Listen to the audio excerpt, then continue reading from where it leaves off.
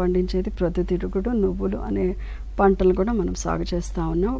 వానాకాలంలో పండించే నూనె గింజల పంటలు చూసుకున్నట్టయితే ఆముదం కూడా ప్రాముఖ్యమైన పంటగా మనం గమనించవచ్చు.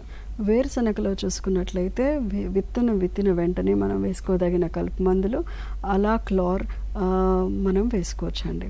తర్వాత మొక్క మొలిచిన తర్వాత మనం వాడదగిన కలుపు మందులు మనం చూసుకున్నట్లయితే ఇమిజితాపైర్ అనే కలుపు మందు చాలా చక్కగా పనిచేస్తూ ఉంది. అలాగే ఇమిజితాపైర్తో పాటు కాంబినేషన్ కలుపు మందులు కూడా మనం చూసుకోవచ్చు. ఇటీవల కాలంలో షాకేడ్ అనే కలుపు మందు 900 మిల్లీలీటర్లు మనం ఎకరాకు మనం పిచికారీ చేసుకున్నట్లయితే పైపాటుగా వచ్చే కలుపుని మనం నిర్మూలించుకునే అవకాశం ఉంది.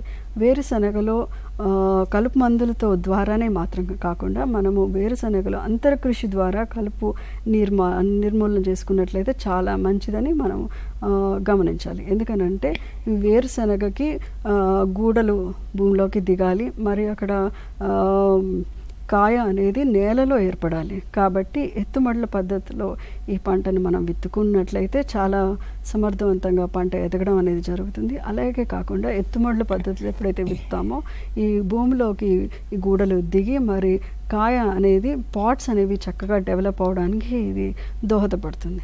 అలాగే దీంతో పాటుగా జిప్సమ్ అనేది 45 రోజుల సమయంలో మనము ఎకరాకు 2 క్వింటాలు కానీ మనం జిప్సమ్ వేసుకున్నట్లయితే చక్కగా పోషకాలను అందిస్తూ మరి పూత ఖాతా వచ్చే అవకాశం మనం గమనిస్తూ ఉన్నాం.